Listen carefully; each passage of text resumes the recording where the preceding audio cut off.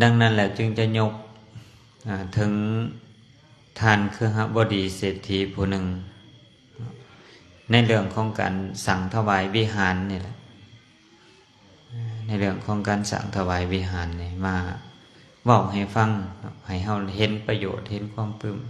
มีความปลื้มใจปิติใจในบุญในกุศลซึ่งปรากฏอยู่ในพระไตรปิฎกหัวที่7เนาะในวินัยจุลวรรคภาคที่2ก็จะมีปรากฏในเรื่องราวของการสร้างวิหารนี่คือในสมัยก่อนพระเจ้าพระสงฆ์ยังบ่มีที่อยู่เลยยังบ่มีวัดบ่มีพระพุทธองค์บ่ทรงอนุญาตว่าซั่นซะบวชมาก็อยู่ตามห่มไม้ตามเหงาไม้ตามป่าสาป่าสัตว์ที่แจ้งล้อมฟางไปจังซั่นอยู่ธรรมอยู่เฮือนว่างเป็นต้นดังนั้นในสมัยนั้นตอนที่พระพุทธองค์ได้ประทับอยู่ในวัดเวฬุวันซึ่งเป็นสถานที่ที่พระราชาได้ถวายแก่พระสัมมาสัมพุทธเจ้า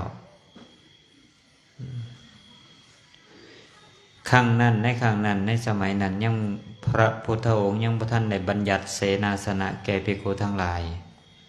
เมื่อภิกขุทั้งหลายบวชมาเพิ่นก็ให้ไปสอบแสวงหาที่อันสงบสงัดเพื่อบำเพ็ญเพียรสมณธรรมเป็นต้นคืออยู่ในป่าในเหงาไม้ในภูเขาศอกเขาตามถ้ำเขาปราสาทปราสัตว์ที่แจ้งล้อมฟางเป็นต้นดังนั้นแล้วในเมื่อภิกขุทั้งหลายอาศัยอยู่ในสถานที่นั้นยามมื้อเช้าก็ต้องเดินออกมาจากป่าออกมาบิณฑบาตอยู่ในหมู่บ้านในนิคมดังนั้นเมื่อภิกขุทั้งหลาย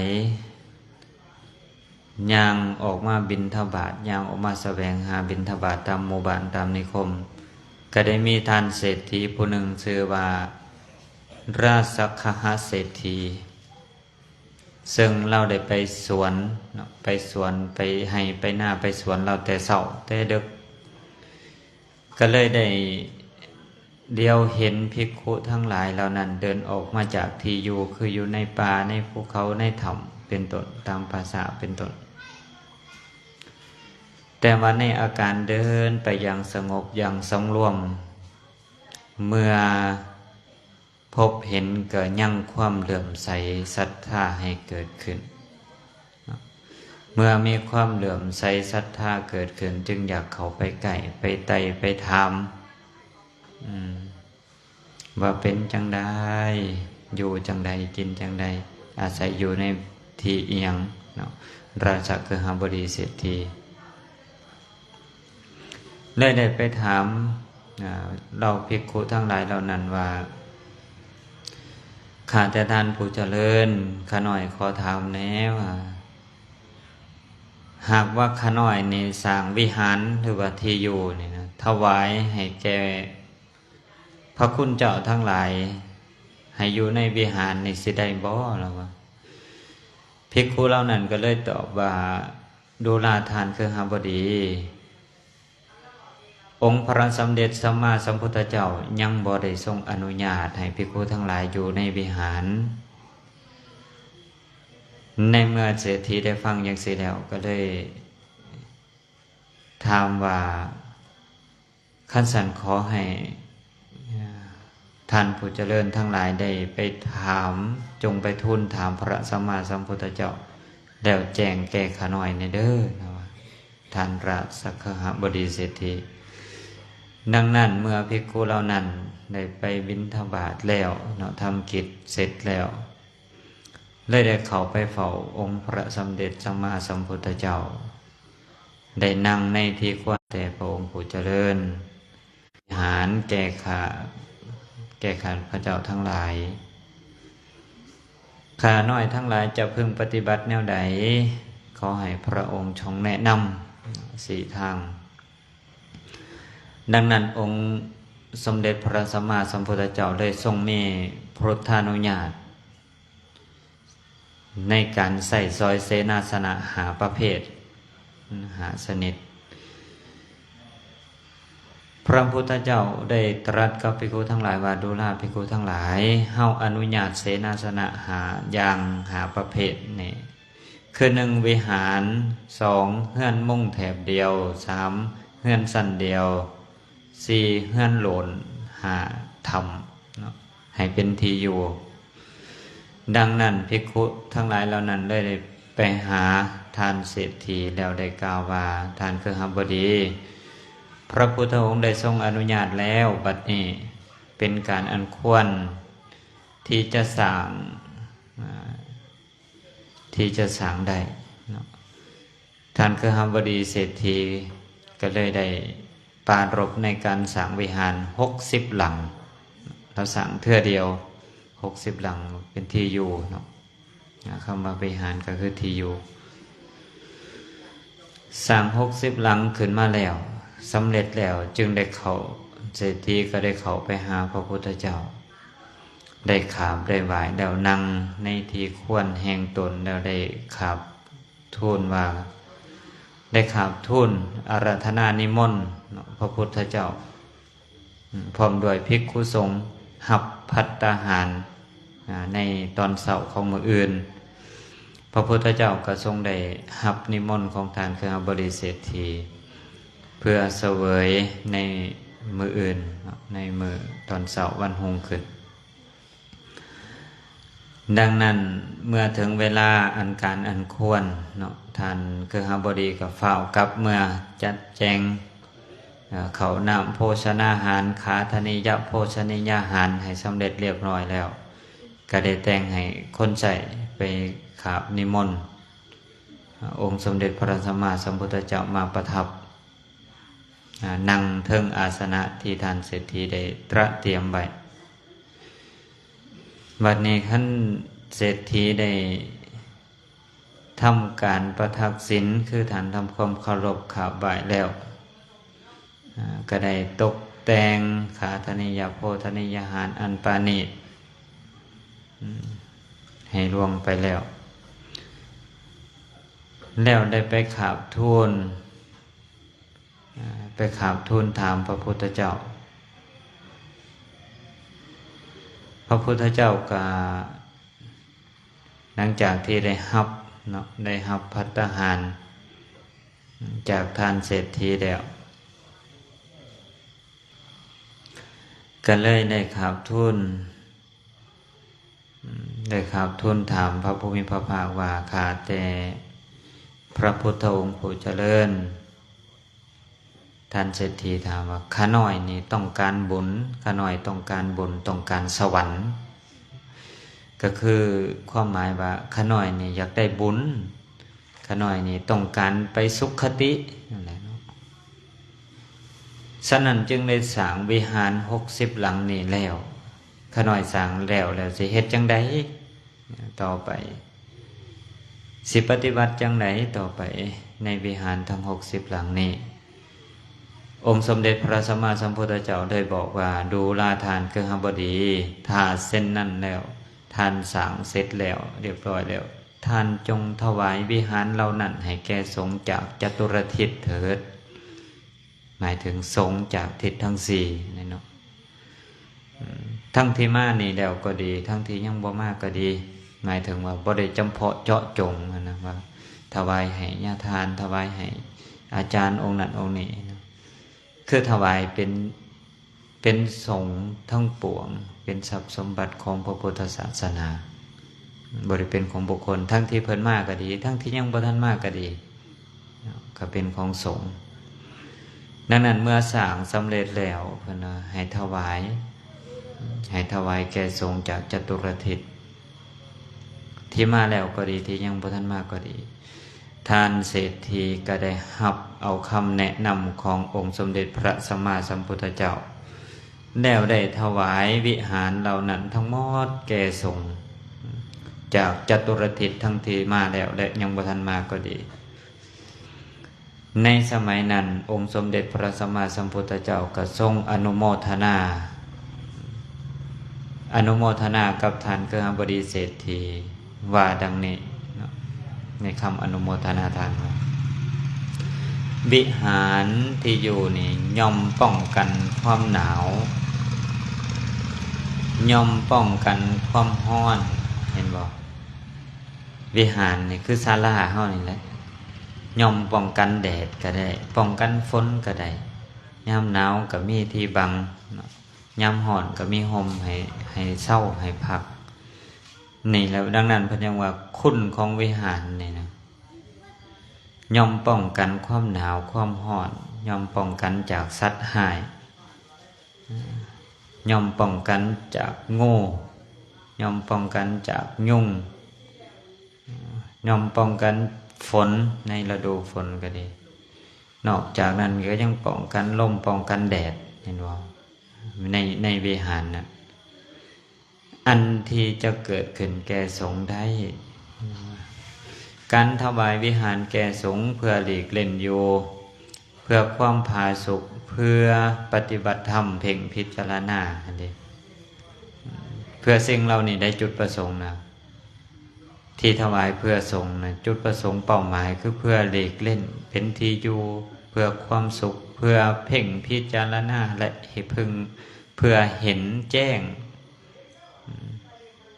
ดังนั้นพระพุทธองค์จึงสรรเสริญว่าเป็นท่านอันเลิศเพราะเหตุนั้นแล้วผู้สลาดเห็นว่าเพิ่นย่องย่อได้เพิ่นสรรเสริญเฮาผู้เฮ็ดสิ่งเหล่านี้ว่าเป็นผู้สลาดเป็นผู้สลาดในการเอาบุญนะขนาดพระพุทธองค์ยังทรงสรรเสริญว่าเพราะเหตุนั้นแลผู้สลาดเมื่อเล็งเห็นประโยชน์เหล่านี้แล้วพึงสร้างวิหารอันรื่นร่มให้ภิกขุทั้งหลายผู้เป็นพหูสูตรอยู่ในวิหารนี้เถิดเห็นว่าอันหนึ่งพึงมีใจเหลื่อมใสถวายเขาน้ำผาและเสนาสนะอันเหมาะสมแก่สมณะในสมณะผู้ซื่อตรงเพราะว่าพวกเขาย่อมแสดงธรรมอันเป็นเครื่องบรรเทาสัพพทุกข์แก่มหาชนทั้งหลายเขาหูทั่วถึงแล้วเขาจะเป็นผู้ที่บ่มีอาสวะและจะปรินิพพานในโลกนี้เมื่อพระพุทธองค์ได้ทรงอนุโมทนากถากับทาน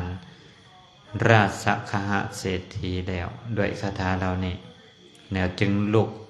เสด็จออกจากอาสนะไปนี่คือพระพุทธองค์ได้ทรงอนุโมทนาในสิ่งที่เฮาทั้งหลายได้เฮ็ดได้ทำและกับบ่แม่นแต่มีเท่านี้เนาะหลายๆบ่อนที่เฮาเห็นในสูตรในธรรมเป็นต้นว่าในวัดเชตวันในเมืองสาวัตถีนะก็มีทานอนาถบิณฑิกเศรษฐีได้สร้างถวายวัดเชตวันนั้นเนาะทั้งวิหารทั้งศาลาธรรมสภาเนี่ยทั้งเบิดใกล้ๆกับวัดเชตวันก็มีวัดบุพารามที่นางวิสาขาสังถวายก็มีคือกันในสมัยของพุทธกาลดังนั้นแล้วในสิ่งที่เราเฮ็ดเราทำนี่เฮาแนมย้อนไปเบิ่งว่านี่คือสิ่งที่เป็น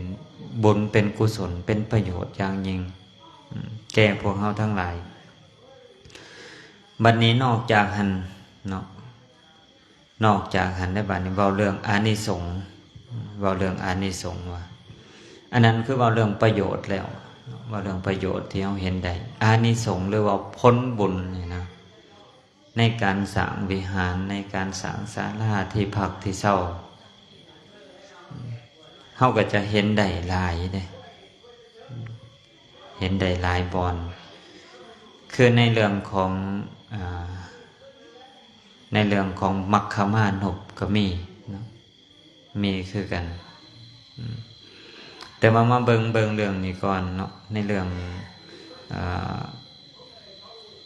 คุทธกนิกายวิมานวัตถุเนาะว่าเรื่องแบบวิมานเนาะเรวดีวิมาน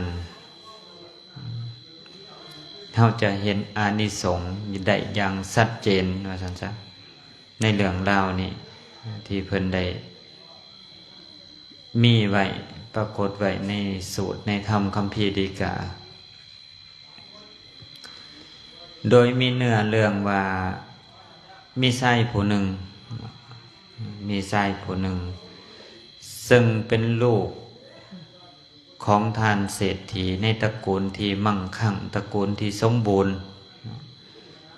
คันแม่นเว้าภาษาเฮาก็ว่าตระกูลคนมีผู้ลาภมากดีในสมัยนั้นองค์พระสมเด็จสัมมาสัมพุทธเจ้าเฮาประทับอยู่ที่ป่าอิสิปตนมฤคทายวันในกรุงพาราณสี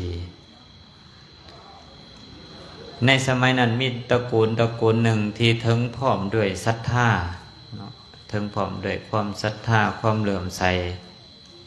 ถึงพร้อมแนวใดถึงพร้อมด้วยศรัทธาในความเหลื่อมใสในตระกูลนั้นก็คือหนึ่งปรารถนาอยากเห็นทานผู้มีศีลปรารถนาอยากจะฟังธรรมปรารถนาอยากจะให้ท่านจาคะสละมีใจอันปราศจากมลทินคือความขี้ทีมีฝ่ามืออันสุ่มเป็นผู้ควรแก่การขอเป็นผู้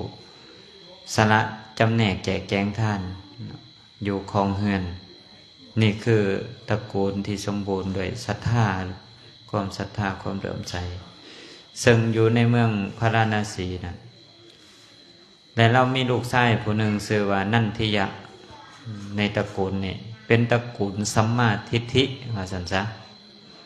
คันเว้าในสมัยเว้าให้ภาษาเฮาเข้าใจว่าเป็นตระกูลสัมมาทิฏฐิเป็นครอบครัวสัมมาทิฏฐิมีความเห็นถือเห็นต้องในทำนองของธรรมรู้จักบาปบุญคุณโทษมีศรัทธาในการจักขะจาคะสละแบ่งปันอยู่เป็นประจำนี่ตระกูลของเศรษฐีที่มีลูกชื่อว่านันทิยะซึ่งนันทิยะนี่ก็ประกอบด้วยศรัทธาตามพ่อตามแม่พาเหตุพาธรรมมาซึ่งเป็นทายกเป็นทานาบดีเล่าและครอบครัวนี่ได้มีศรัทธาในพระพุทธศาสนาบำรุงภิกขุสงฆ์อุปถัมภ์คำสู้กันจ้าภิกขุสงฆ์ตลอดบ่ได้ขาดแต่ว่าเมื่อเวลาการน่านไปบิดามารดากระเถาสะแลแก่สลาลงแล้วบาดนี้พ่อแม่ก็เลยมีความประสงค์ว่าอยากให้ลูกนี่สร้างครอบครัวนะบาดอยากให้เท้านันทิยะนี่สร้างครอบครัวเป็นฝั่งเป็นฟ้าก็เลยหาผู้สาวมาให้คือในสมัยก่อนเนาะพ่อแม่เป็นคนเบิ่งให้เลือกให้ว่าจะให้แต่งกับไผเอาไผมาเป็นครูเป็นครองมาเป็นผู้สืบสกุลพอได้สืบสกุลพ่อแม่ก็จึงไปเล็งเห็นลูกสาวของคนใกล้กันเนาะชื่อว่านางเลวดีซึ่งเป็นลูกสาวที่เป็นคนรู้จักกันแต่ว่าโดยพื้นฐานของครอบครัวนางเลวดีนี่เป็นคนที่บ่มีศรัทธาเลยเป็นคนที่บ่มีศรัทธาเป็นมิจฉาทิฏฐิบ่ทำบุญทำทานว่าซั่นซะบ่มักนะบ่มักเฮ็ดมักทำคันแม่นให้เว้าภาษาบ้านเฮาก็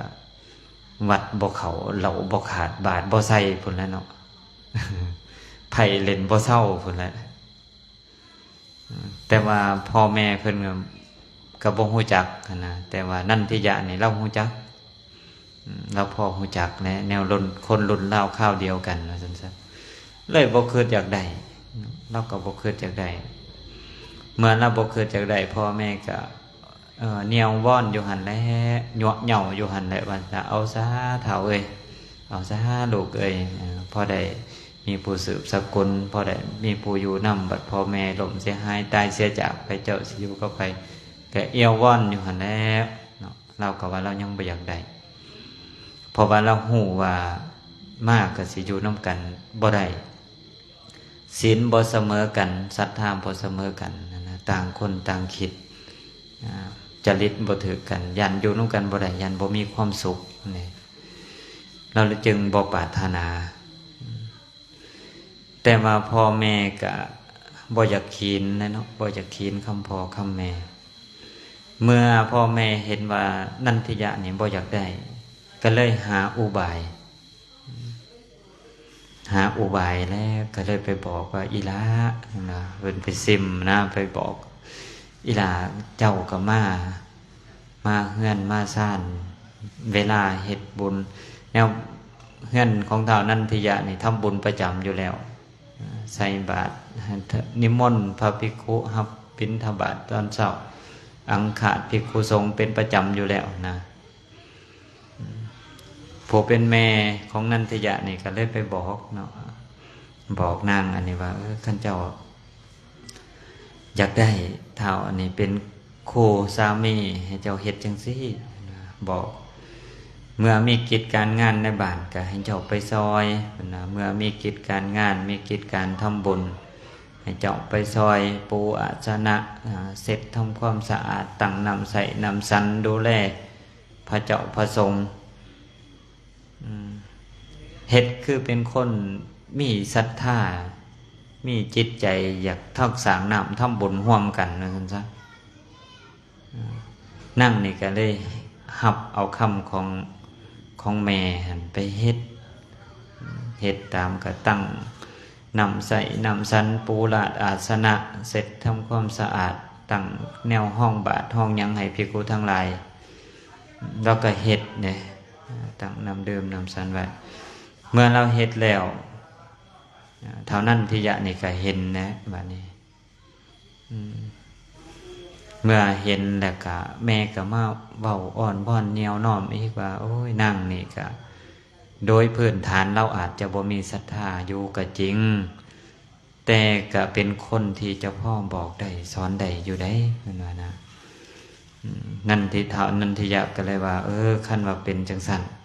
คันว่าเจ้าพ่อเฮ็ดแนวนี้ได้เนาะสามารถที่จะเฮ็ดกิจกรรมร่วมกันได้สามารถที่จะดูแลพระเจ้าพระสงฆ์ร่วมกันได้สั่นกะพ่อดูแลพ่อผัวแม่ผัวได้สั่นเจ้าก็จะอยู่ในเฮือนหลังนี้ได้โดยความผาสุกเราว่าคันว่าเฮ็ดได้นะนั่งนี่เลยก็เลยหับคำว่าได้ว่าขอเฮ็ดได้ฉะนั้นแล้วเมื่อเป็นแนวนี้เนาะก็เลยได้หับเอานางนี่มาอยู่นำแล้วก็เฮ็ดประจำแล้วบำรุงภิกขุสงฆ์มีศรัทธาเฮ็ดเป็นกิจวัตรว่าซั่นๆเอิ้นว่าเฮ็ดเป็นอนุวัตตามสามีจนได้อยู่นำกันได้บุตรนำกันฮอด2 คนเมื่อมีบุตรนำกันแล้วเนาะพ่อแม่ของนันทิยะนี่ก็ถึงแก่มรณะกรรมไปตายไปว่าซั่นซะฉะนั้นทุกสิ่งทุกอย่างในเฮือนก็ตกเป็นของนางเป็นใหญ่เป็นใหญ่ในเฮือนเป็นแม่เฮือนว่าซั่นซะฉะนั้นมาตุคามเนาะเป็นแม่เฮือนเป็นใหญ่ในเฮือนเพราะว่าทุกสิ่งทุกอย่างเบียกเฮือนการสร้างว่าซั่นซะแม่นขึ้นกับผู้หญิงในสมัยก่อนเบียกนอกบ้านก็สิเป็นสามีที่เป็นผู้ดูแลแต่ว่าเบียกในบ้านเป็นใหญ่ในการจัดแจงทุกสิ่งทุกอย่างก็ตกเป็นของนางเพียงผู้เดียวดังนั้นท้าวนันทิยะนี่ก็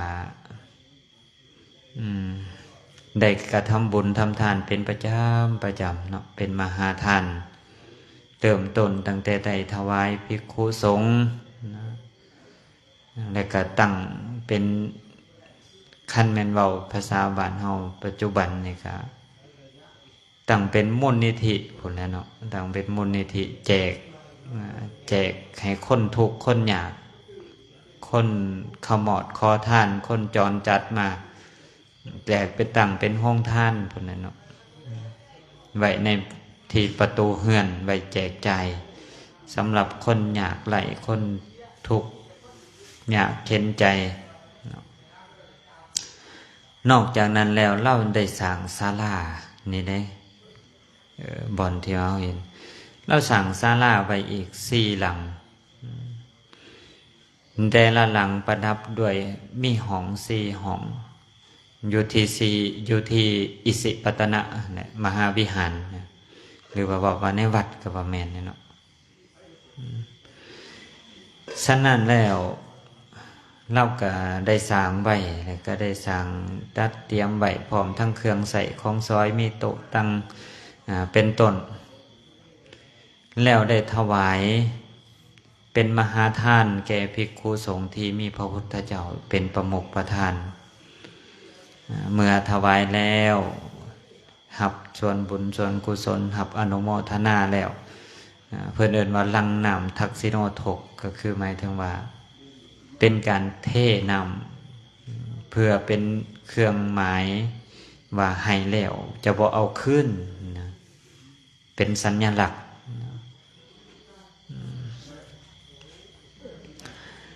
ดังนั้นแล้วในสมัยนั้นเนาะในสมัยที่เราได้ถวายศาลานั้นบุญญาฤทธิ์ที่เกิดขึ้นด้วยเหตุแห่งบุญนั้นแต่ว่าคนบ่ทันตายได้เท่านั้นที่ยะนี่บ่ทันตายแต่ว่าด้วยบุญญาฤทธิ์บุญท่านุภาพอนุภาพแห่งบุญนะได้เกิดเป็นปราสาททิพย์ปราสาททิพย์ที่ได้เกิดขึ้นในเทิงสวรรค์สันดาวดึงส์ที่ว่างามปราสาทนั้นเนาะปราสาทของเท่านั้นที่ยะนี่งามเลยประดับประดาด้วยรัตนะ7 ประการรัตนะคือของหายากแก้ว7 ประการความใหญ่ความยาวความกว้างของปราสาท12 โยชน์โยชน์หนึ่งก็16 กิโลบางที16 กิโลเมตรโยชน์หนึ่งแต่ว่าปราสาทหัน12 โยชน์ความใหญ่มีรัศมีเรื่องร่องสีทองแบบคุ้มด้วยไข่ทองเรืองอารามนะแนมไปกันเปรียบเหมือนแสงพระอาทิตย์และอุทัยหมดละดังนั้นเมื่อบุญญาฤทธิ์เกิดขึ้นเนาะแต่ว่าเราว่าท่านตายได้ถึง12 โยชน์ปราสาทนั้นสูงก็เป็น100 โยชน์และในปราสาทนั้นก็มีเทพอภัสสรหรือบำบาดบริจาริกาแหละนั่งอภัสสรอุบัติขึ้นนะอุบัติขึ้นในปราสาทนะพอดี1,000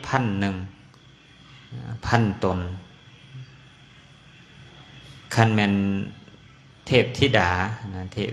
ที่เป็นผู้หญิงนั่งอภัสสรเพิ่นเอิ้นก็ได้พุทธขึ้นในสวรรค์สันดาวดึงส์นั้น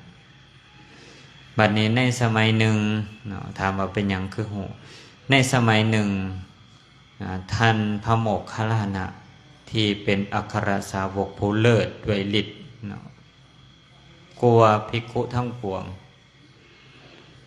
ท่านได้เที่ยวไปในเทวโลกเที่ยวไปในเทวดาสันดาวดึงส์นั้นจึงได้ไปเห็นปราสาทนั้นสะดุดตาปราสาทไผเด้อันนี้สมาลังใหญ่สมางามแท้ท่านพระโมคคัลลานะจึงได้แวะเขาไปถามเทพบุตรที่อยู่แถวนั้นว่าแม่นอันนี้เป็นปราสาทของไผเป็นเจ้าของนะเทพบุตรเหล่านั้นก็เลยได้กล่าวว่าข้าแต่ท่านผู้เจริญข้าแต่พระคุณเจ้าผู้เจริญเจ้าของปราสาทหลังนี้ชื่อว่านันทิยะ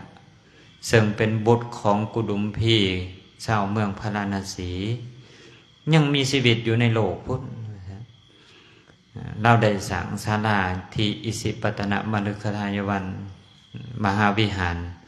ได้ถวายแล้วแก่สงฆ์ปราสาทหลังนี้จึงบังเกิดขึ้นมา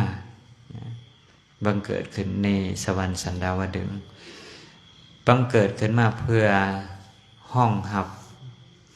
เป็นบุญญาฤทธิ์สำเร็จด้วยบุญรอดฐานันทิยะบัดนี้อยู่ในปราสาทนั้นแม้นตั้งแต่เทพอภัสสรที่บังเกิดในปราสาทนั้นก็กล่าวว่าข้าแต่ท่านพระเถระข้าใบพระเถระแล้วกล่าวว่า ข้าแต่พระคุณเจ้าผู้เจริญพวกข้าน้อยนี่บังเกิดในปราสาทนี่เพียงเพื่อเป็นบาทบริจาริกาก็คือว่าเป็นสนมนะเนาะคันว่าง่ายๆให้มันเข้าใจคือว่าเป็นสนมของอุบาสกชื่อว่านันทิยะนี่แหละที่ยังอยู่ในเมืองพาราณสีนะขอให้พระคุณเจ้าได้ลงไปนะได้ไปโปรดไปบอกได้โปรดไปบอกให้แก่เพิ่นเด้อว่าบอกเพิ่นแนวนี้แนวว่าเราเทพธิดานี่บังเกิดขึ้นเพื่อเป็นบาทบริจาริกาเพิ่นนี่ขอให้ทานเพิ่นนั้นอย่าได้ซักษาอยู่ให้เฝ้าทิมสมบัติซะในโลกมนุษย์นะแล้วมาเสวยทิพยสมบัติในเทวโลกพี่อันเป็นที่พอใจเป็นที่เลื่อนเรื่องที่ปรารถนาพี่ทรัพย์สมบัติในเมืองมนุษย์นะเปรียบเหมือนภาชนะดินให้ทุบซะมันว่าทุบซะภาชนะดินนะเพื่อมาเอาภาชนะทองคำพี่มาถือเอาภาชนะทองคำพี่หมายถึงว่าอันเลิศกว่านะขอให้พระคุณเจ้าได้บอกนันทิยะนั้นมาไว้แน่นะดังนั้นพระเถระเลยได้หับคำจึงได้หับคำของจึงได้หับคำของพวกเรานางอภัสสรนั้นแล้วก็ได้จากเทวโลกมาเมื่อจากเทวโลกลงมาก็มาบอกในธรรมกลางในธรรมกลางประชุมของบริษัทเราอุบาสกอุบาสิกาทั้งหลายว่าข้าแต่พระองค์ผู้เจริญทิพยสมบัตินั้นย่อมบังเกิดขึ้นค่อยถาผู้ที่มีบุญเนี่ยแม่นเป็นแบบนั้นบ่มีแบบนั้นอยู่บ่ขะหน่อยว่าแต่ว่าเจ้าของนั้นยังอยู่ในโลกมนุษย์พี่ได้ขะหน่อยยังบ่ทันได้ตายมาถามพระพุทธเจ้าอีกบ่เชื่อนี่เห็นมาแล้วได้ยังบ่เชื่อยังมาถามอีกอยู่ว่าเป็นอย่างนั้นดีบ่พระพุทธเจ้าได้ตรัสว่าดูราโมคคัลลานะทิพยสมบัตินั้นบังเกิดขึ้นค่อยถาทานนันทิยะในเทวโลกเจ้าก็ได้เห็นมาแล้วบ่แม่นบ่เจ้าคือยังมาถามเฮาอีกอยู่ท่านพระโมคคัลลานะก็เลยว่าทูลถามว่าโดยขะหน่อยทิพยสมบัตินั้นได้บังเกิดขึ้นค่อยถาแล้วขะหน่อยดังนั้นองค์สมเด็จพระศาสดาสัมมาสัมพุทธเจ้าก็เลยได้แสดงแก่พระเถระนั้นว่ามิตรและพวกพ้องทั้งหลายย่อมยินดีต้อนรับคนที่จากไปนานแล้วกลับมาชั้นใดบุญกุศลทั้งหลายของคนก็คือกันย่อมถ่าต้อนรับประคับประคองบุคคลที่ทำบุญไว้ผู้จากโลกนี่ไปปรโลกสันนั้นบอกง่ายๆก็คือว่าบุญสิบ่ถิ่มบ่ปาดอกคันเฮาเฮ็ดเฮาทำไว้ดีแล้วนะบุญก็ถ่าอยู่ถ่าเป็นของเฮาอยู่ถ่าประคับประคองอยู่ดังนั้นองค์สมเด็จพระสัมมาสัมพุทธเจ้าจึงตรัสต่อภาสิทธคาถาว่าญาติมิตรและสหายผู้ใจดีย่อมยินดีต้อนรับบุคคลผู้เดินทางไปข้างอ่างแรมนานแล้วกลับมาโดยสวัสดิภาพเห็นว่าย่อมดีใจผู้ที่เดินทางไปนอนบ่อนอื่นข้างบ่อนอื่นนานกลับมามิตรหรือญาติพี่น้องก็ย่อมดีใจชั้นใดแม้นบุญที่เฮาทำก็ชั้นนั้นเหมือนกันบุญทั้งหลายย่อมต้อนรับบุคคลผู้ทำบุญผู้จากไปสู่โลกนี้ไปยังโลกอื่นเหมือนญาติต้อนรับเหมือนญาติต้อนรับญาติที่หักผู้กลับมาชั้นนั้นแหละในที่นั้นท่านนันทิยะก็ได้ฟังในธรรมสภาในธรรมกลางที่พระโมคคัลลานะลงมาถามได้ฟังแล้วก็จึงเกิดความปิติยินดีได้ถวายทานทั้งหลายการทำบุญทั้งหลายยิ่งขึ้นเรายังมีชีวิตอยู่บัดนี้เมื่อเราบ่ได้อยู่เมื่อเราไปขายเราก็ได้สั่งไว้กับนางเลวดีว่า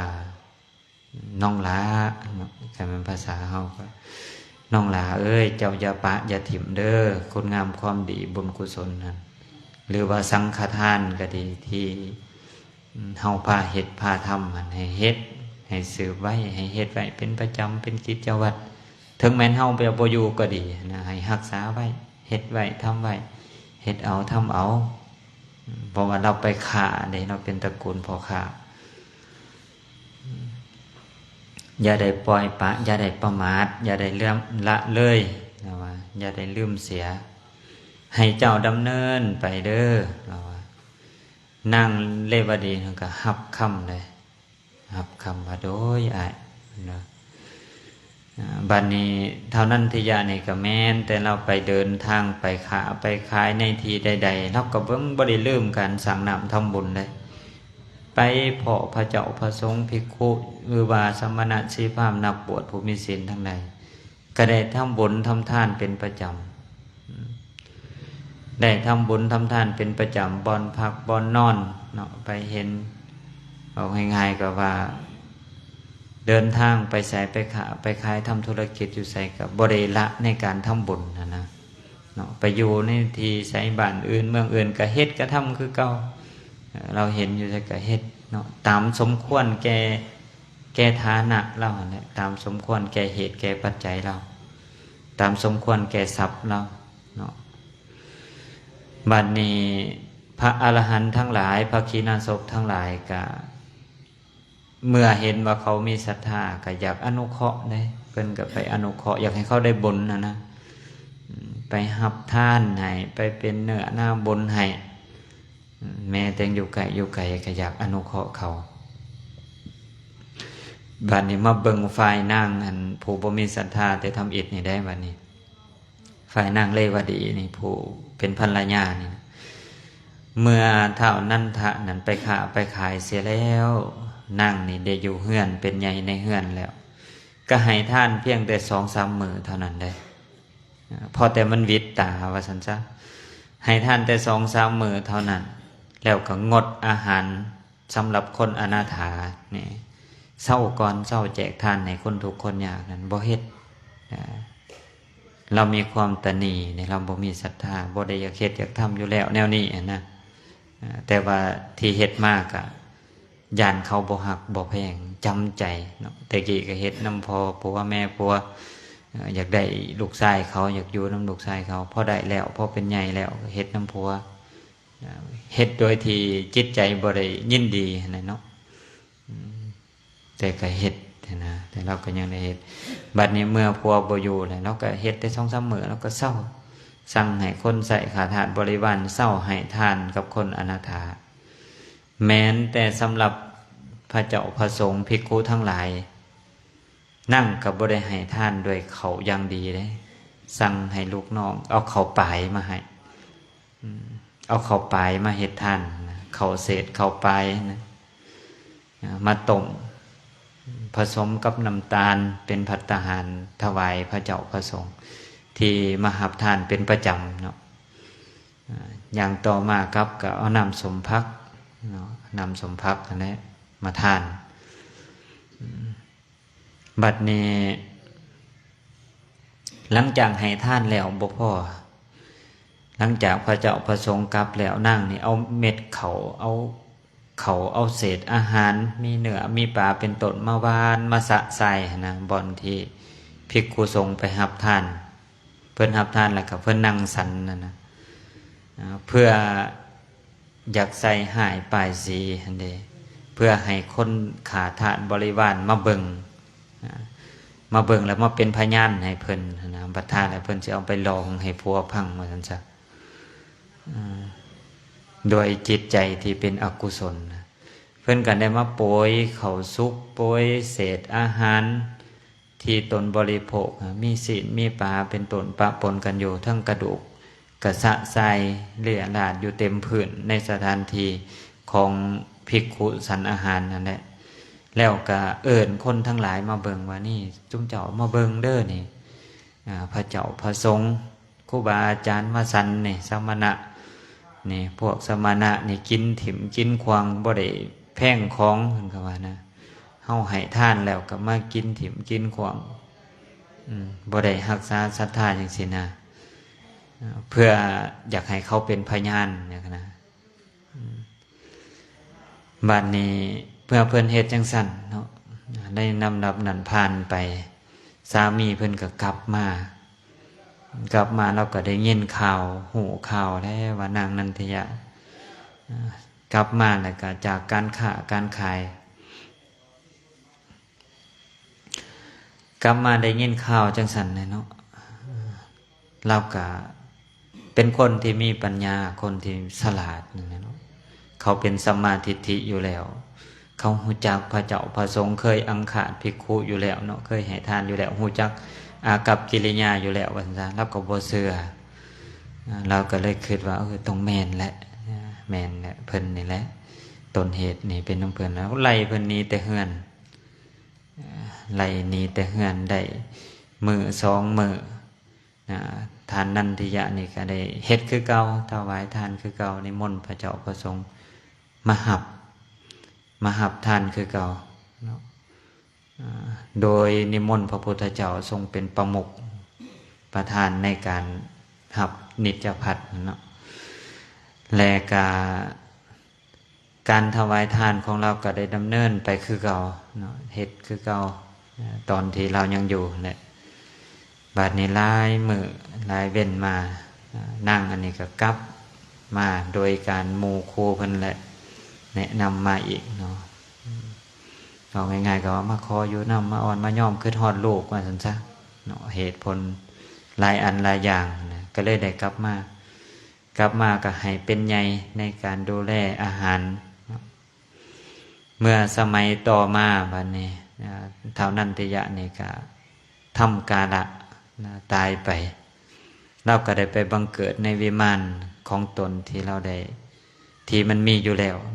อยู่ในสวรรค์สันดาวดึงส์เมื่อบ่มีภัยอยู่มีแต่นั่งอันนี้อยู่เป็นใหญ่ในเฮือนผู้เดียวเพิ่นก็ทรงยกเลิกเบิดในการทำทานทุกอย่างยกเลิกแล้วยังบ่พอก็ยังเที่ยวด่าพระเจ้าพระสงฆ์อีกแล้วสมณะสีพราหมณ์เห็นอยู่ใส่กระดาษซั่นซะ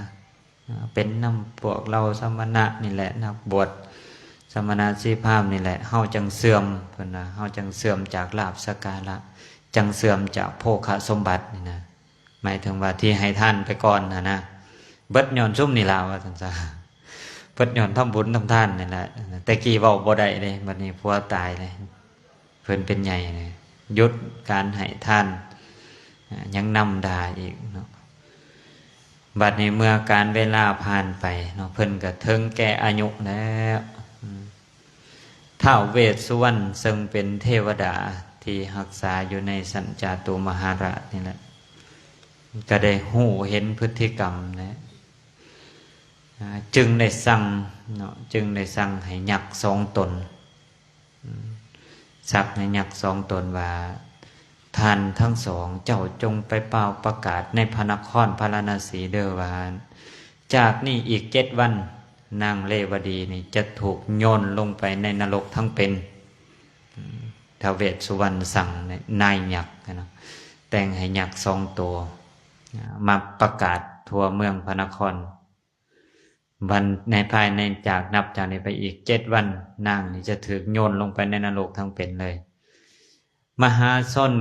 ชาวบ้านชาวเมืองก็ได้ยินได้ฟังแล้วก็ได้เกิดความสลดสังเวชในใจแล้วเกิดความสะท้านหวาดกลัวว่าซั่นซะบาดนี้เมื่อนางอันนี้ได้ยินก็เกิดความหวาดสะดุ้งหวาดกลัวได้เพิ่นก็ได้เมื่อหวาดกลัวแล้วก็เข้าไปลีอยู่ในปราสาทปิดประตูล็อกอัดแน่นไว้นั่งอยู่ในห้องปราสาท7 ชั้นแล้วเนาะปิดประตูไว้ทุกบานทุกกรท้าวเวสสุวรรณซึ่งถูกบาปกรรมของนางเลวดีนี่เตือนเนาะว่าใกล้สิฮอดมื้อที่7แล้วก็จึงบัญชาสั่งให้ยักษ์2 ตนยักษ์2 ตนนี่เพิ่นก็บอกสันฐานว่าเป็นแนวใดเนาะเพิ่นบอกสันฐานในนั้นว่าเป็นผู้ที่มีผมสีดำกับสีแดงปรากฏปนกันเป็นแสง ผมเป็นสีดำแดงมีดังใหญ่ดังใหญ่ๆโมโมบิดเบี้ยวผิดปกตินะมันเป็นตาญาณเนาะมีแขวใหญ่ๆงงๆนะนี่ตาแดงๆมีผิวพรรณอันหยาบครุขระที่บ่งามนะที่เป็นตาญาณสยดสยองนะมีหูพางอันหนากว่าหนาญาณหนากว่าเหลือเกินแล้วได้เขาไปกล่าวได้เขาไปกล่าวเป็นต้นได้เขาไปกล่าวในห้องไปปรากฏในห้องของนางเรวดีเนี่ยลุกขึ้นนะเนาะใส่น้ำเสียงเลยลุกขึ้นอีบาปว่าอันได้อัธรสเนาะลุกขึ้นนางผู้ซัวให้เพิ่นนะนี่ก็จับแขนทั้งสองนางนี่ดึงขึ้นแล้วก็ไปเลาะจับนางนี่เลาะไปประกาศในพระนครในเมืองประกาศว่ามหาชนจงมาเบิ่งเถิดมหาชนมาเบิ่งเถิดสิจับนางนี่ลงไปโยนในนรกจับดึงไปลากไปล้มลุกคุกคานอยู่เทิงถนนจนทั่วพระนครเมื่อทั่วพระนครเฮ็ดให้คนเห็นแล้วก็ได้เอานางอันนี้เหาะขึ้นไปในสวรรค์สันดาวดึงส์เพื่อไปให้เห็นถึงผลบุญของนันทิยะนะไปเบิ่งวิมานของนันทิยะนางนี่ก็ไปหอดแสงวิมานของนันทิยะและทรัพย์สมบัติของนันทิยะให้ปรากฏให้เห็นต่อหน้าแล้วก็ทรงนางซึ่งกำลังพำเพออยู่นั่นแหละว่าให้ไปไก่อุบาสกในบุรุษของพญายมก็ได้โยนนางลงไปดังนั้นพอเห็นนั้นจึงกล่าวว่าลุกขึ้นใน ในศัพท์ในภาษาที่ว่าลุกขึ้นแม้นวดีผู้ซัวหายผู้บ่ปิดประตูนะก็คือผู้บ่ปิดประตูหมายถึงว่าบ่ปิดประตูนรกนะลุกขึ้นนะนั่งเรวดีผู้ซัวหายผู้บ่ปิดประตูผู้เปิดประตูนรกเอาเจ้าของผู้มีปกติบ่ให้ทานเฮาจักนำเจ้าไปในที่ที่พวกสัตว์นรกผู้ตกทุกข์ได้ยากเพียบพร้อมด้วยทุกข์ต้องถอนใจอยู่ดังนั้นเนี่ยเพิ่นได้ไปเห็นวิมานเห็นทรัพย์สมบัติของนันทิยะจึงเกิดความสลดโอ้ยบุญใครแม่นเฮาเฮ็ดเฮาทำนำเนาะก็สิได้อยู่นำกันเด้นะแต่ว่าบ่มีจิตใจยินดีบ่มีจิตใจยินดีดังนั้นในกรุงพาราณสีในเมืองสื่ออุบาสกนันทิยะนี่เป็นผู้ที่บ่มีความขี้ทีเป็นผู้ที่มีศรัทธานะคือกล่าวมาเป็นผู้ที่มีความเหลื่อมใสศรัทธาปรารถนาเข็นทานผู้มีศีลปรารถนาจะฟังธรรมปรารถนาจะให้ทานมีจาคะมีใจอันปราศจากมลทินคือความขี้ทีมีจาคะอันว่างอันปล่อยอยู่เป็นประจำมีฝ่ามืออันสมควรแก่การขอควรแก่การสละการแบ่งปันมีความยินดีในการสละแบ่งปันเนาะนี่ก็เฮ็ดให้ทรัพย์สมบัติที่มีอยู่นั้นเกิดมีคุณค่าเป็นอริยทรัพย์เป็นบุญแก่เราขนาดยังบ่ทันตายก็ยังมีวิมานเกิดขึ้นนี่จังว่าผลบุญนี่บ่น้อยเลยผลบุญที่เฮ็ดที่ทำนี่บ่น้อยเลยแต่อีกฝั่งหนึ่งเนาะอีกฝั่งหนึ่งที่เราเห็นจับประเด็นใดใจความรักสำคัญสองอีกฝั่งหนึ่งก็คือมีทรัพย์สมบัติอยู่ในมือคือกันแต่ว่าบ่มีศรัทธาเห็นบ่บ่มีการให้ทานบ่มีการเสียสละแบ่งปันมีใจที่ประกอบด้วยความขี้ทีตณีหวงแหนเหนียวแน่นเนาะก็มีโทษเพราะ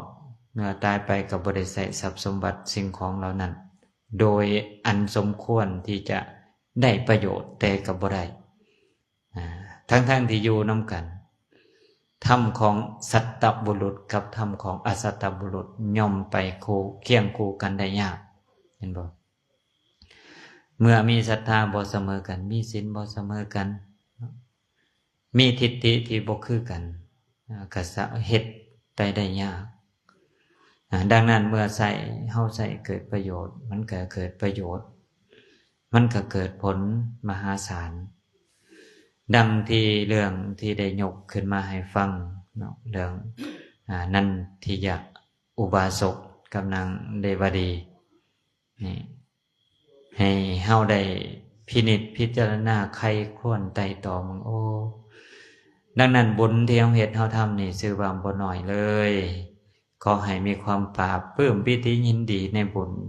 ที่เฮาทั้งหลายได้ร่วมกันสละทรัพย์ถึงแม้ว่าจะเล็กจะน้อยจะเป็นส่วนที่เฮาพอเฮ็ดได้ทำได้แต่ในส่วนใหญ่คือประโยชน์ในส่วนใหญ่คือผลในส่วนใหญ่คืออานิสงส์ในส่วนใหญ่คืออริยทรัพย์อันประเสริฐที่เฮาได้สะสมไว้ดีแล้วที่เฮาได้กระทำไว้เพียบพร้อมแล้วจะเป็นประโยชน์สุขโสดสุขที่ผลจะเป็นสุขติให้แก่เฮาทั้งหลายอันจะพึงหวังได้ในเบื้องหน้าเอาเท่าที่ได้กล่าวแสดงธรรมะก็เห็นสมควรแก่เวลาในท้ายที่สุดจึงขอสมมติยุติการกล่าวธรรมเทศนาไว้แต่เพียงเท่านี้